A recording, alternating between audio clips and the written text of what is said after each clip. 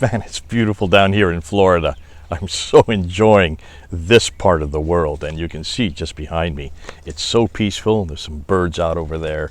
Every once in a while you'll see some ducks down here who will walk past as they head on down to the pond that's here on my left.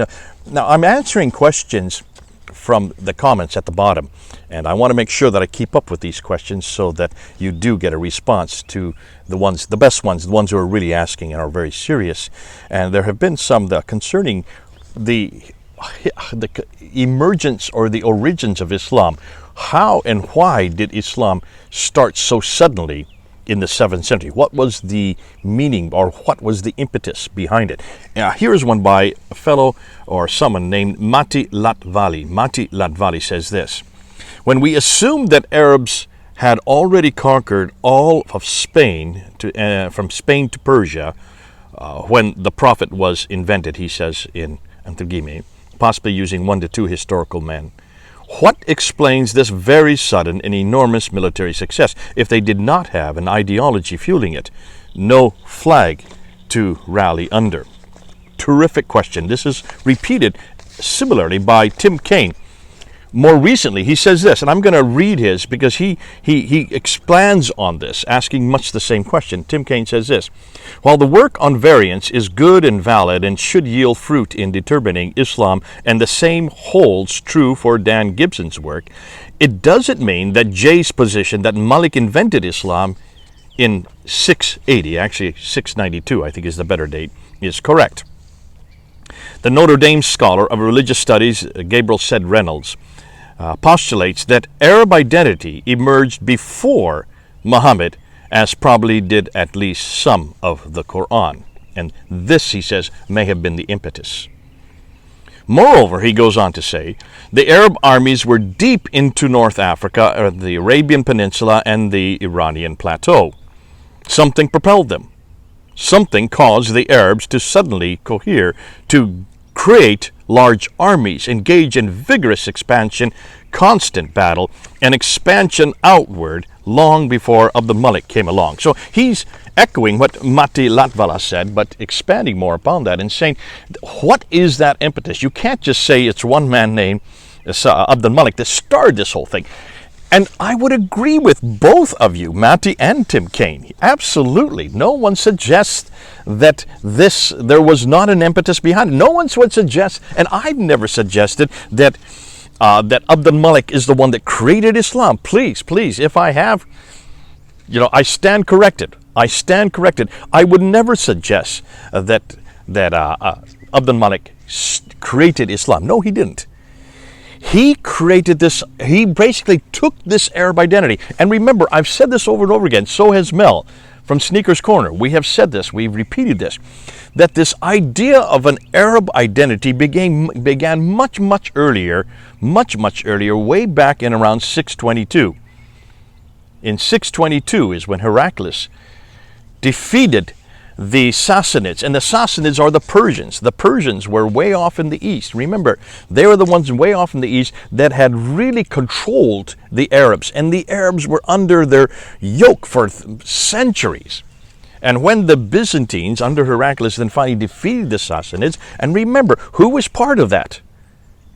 Ilyas ibn Qabisa, nicknamed Muhammad, was part of that, helping out to confront and destroy the Sassanids. He then turned also on the Byzantines, but he was way over in Hira doing that in 618 up until 622. So that started much earlier, and that's why I believe, this is my own personal belief, that 622 became so important as far as a date, and that's why 622 was then borrowed by the Abbasids later on as the time for the Hijrah. But nonetheless, so this identity began once the Arabs now were no longer under the yoke of the Sassanids. Now they really had their own control, and they started expanding their borders. And you had the Lakhmids, especially over in Hira, and the Ghassanids up here in the north. They were the ones who then moved out, and they started expanding their empire. Then you have finally the Umayyad Caliphate comes into power in 661 under the authority of Muawiyah, who lives in Damascus. Way up in the north. Damascus. And he expands the borders. So by the end of his lifetime, by the end of his reign in 680, all the way in the west in Tripoli, all the way to Afghanistan in the east was under his control. So from 660 up to 670 up to 680, you have this expanding empire, the Umayyad Empire, and they are Arab. You're right, they are Arab, but they aren't Muslims. Let me repeat that, Tim Kaine. They aren't Muslims, because you're going to make this mistake in the next thing you say. Nowhere is there any reference that they were Muslims. And this is what we have said over and over. Look at the coins. There's no reference that these people are Muslims. In fact, as we've said over and over again, in the West they are Christians, in the East they are Zoroastrians. Look at the coins. Look at the religious reference points. Look at the icons on the coins, and you will see these are not at all Muslims. They are Christians and Zoroastrians. So when Abd al-Malik comes into power in 685, his greatest threat are the Byzantines. Justinian II, his greatest threat, politically speaking. He's in Damascus. So right north of him is the Byzantine Empire. So his whole ethos, his whole, you might say, he's no longer, there's no Sassanids, there are no Persians anymore. They were destroyed back in 620. This is, we're talking about 60 years later, even more than that. Now we're talking about 70 years later. He is not concerned at all with the Sassanids. He is concerned with the Byzantines. Not only is he concerned with them politically, he's also concerned with them theologically. Why? Because he is an Arab. He has his roots in the Abrahamic traditions, like the Byzantines do. The Christians and the Jews, they also go back to Abraham. So does he. But unlike the Christians and Jews who have a revelation called the Bible and have a prophetic line from the line of Isaac, he doesn't. Abd al-Malik doesn't have this type of identity. He doesn't have near the identity as those he is now responsible for and in charge of and has authority over, all these Christians and Jews. Yet he is a cousin to them, but they have a scriptural identity. They have a religious identity that he doesn't. Now can you understand why he builds that huge building, the Dome of the Rock? Here's a picture of it, right smack dab in the middle of Jerusalem. And he starts that identity. He creates that we are now the new people on the block. We are now the kingdom that expands all the way from Tripoli in the west all the way to Afghanistan in the east, and is now even increasing its borders. But we don't have the religious identity that you have, you Christians, or you Jews. So he goes right back, slap dab, right to their most important city in Jerusalem, and he builds the greatest structure of its day, the Dome of the Rock, looking down on the Church of the Sepulchre, where the Christians are going for their pilgrimage. Now, you can remember his pilgrimage is still down to Petra. So why didn't he build this building in Petra? Because this is a political statement. This is a theological statement. This is a religious one-upmanship against the Christians, especially the Byzantine Christians. Especially, he's rubbing his nose at Justinian II. And more than that, he then introduces his coins to mock Justinian II, and puts his own image on the coin in 693 with a sword. Basically, it's a declaration of war. So both politically and theologically, he is attacking Byzantine Christianity. And that's why, once that happens, now he didn't invent Islam. He started using the name Islam. He is the first one to use that name. He is the first one to use the word Muslim. But it did take root. It didn't really become an entity until much, much later, until around 730s and 740s, when it then became the name for these people who now have what they considered to be a new monotheistic religion, in contradistinction to what they thought was polytheistic beliefs, especially on the person of Jesus Christ. And that's why they call them the associators.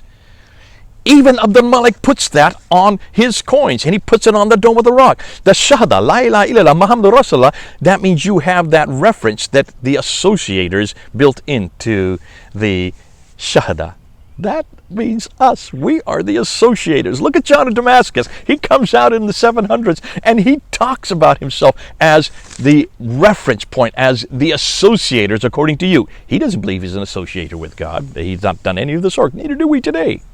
But the Arabs, those who then became the Muslims, considered these people, others, the Christians especially, to be the associators. So be careful. Abd al-Malik didn't invent it. He just introduced this new identity. That's why on the coins, on the Dome of the Rock, and on the caliphal protocols that he introduces in 691 and in 692, he introduces the name Muhammad. He introduces his prophet. Obviously, once you introduce the prophet, in contradistinction to the Christian view that Jesus was God, then you've got to have a book for that prophet. That's why the Quran starts to get formed about that time. And let's move on, because you didn't talk about this. Going back to Tim Kaines, he continues and he says, moreover, the North Africans were Muslims and moved on into Spain. They were all Muslims before Malik. Oh? Tim Kaine, I want to ask you one question. I hope you're watching this. Come back to me on this. Where did you get this idea that the North Africans were Muslims? Do you have any reference for anybody called Muslims prior to 692? Whether they're North Africans or Eastern Africans or anybody from Jordan or Syria or Iraq or even Arabia, are there any people called Muslims prior to 692? You just blurt it out there, but you have no reference at all. Where did you get this idea that they were Muslims? Help me here. Convince me. Convince all of us. Show me one reference to people called Muslims prior to 692. We've said this over and over again. There is no reference to anybody called Muslims that early. Then you go on to say, I think our general narrative holds up, that the places are different than their traditional account, but that's about it. Mu'awiyah, you say, and his generation fought Muhammad for 20 years. Mu'awiyah first only comes into power in 661. Where is there any reference that he's fighting a man named Muhammad? Can you show me? Where does he even mention Muhammad? So where are you getting these ideas from? What you're doing is you're doing the Islamic dance. You're doing the Islamic dance that everybody does. You're going back to the traditions to get what you're talking about. See, here you say that we've got the narrative right, generally. However, you're missing a few points. How about Mu'awiyah? He was fighting Muhammad. So where are you getting that from? See, if you want to understand our premise, Tim Kaine, throw out those traditions. Why are you going back then to now recreate the story? You're contradicting yourself. You can't have it both ways. You can't say your narrative is correct, Jay and Mel and Robert Spencer and all the others who are now coming on board. You can't say your narrative, that there is a problem here with the 7th and 8th century. We can't find any reference to people called Muslims, any religion called Islam, any person called Muhammad, or any place called Mecca, or any book called the Quran. Those are the 5 things we can't find reference for. And then you start to say, well, actually, Mu'awiyah in 661 was attacking Muhammad for 20 years. Where'd that come from? Where did you get that notion from? From the Islamic tradition. So you're going back to the Islamic tradition to repeat what you have always been told, and you don't know how to get beyond it. It's a common problem, Tim. Don't worry about it. And that is, you say one thing, but then you completely contradict yourself in the very next statement.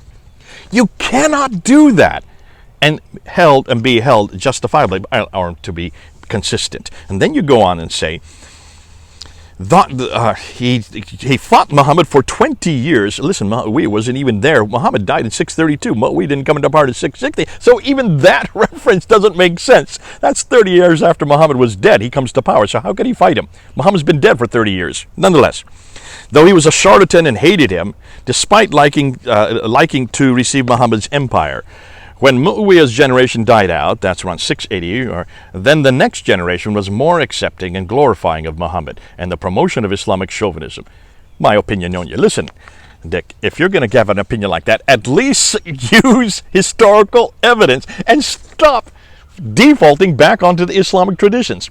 That's the Islamic dance, and that's what we've said over and over again. Do not waste our time with the Islamic tradition. And for heaven's sake, say our narrative makes sense. However, I have a few problems with it because Mu'awiyah was fighting Muhammad.